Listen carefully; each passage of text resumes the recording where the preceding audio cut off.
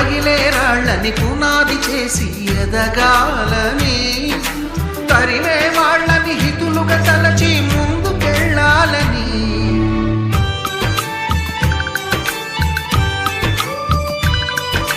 కన్నుల నీటిని కలల సాగుకై వాడుకోవాలని,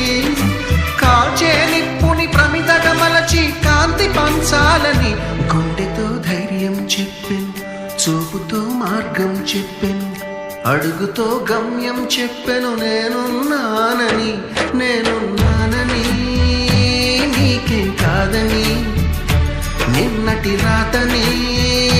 మార్చేస్తానని.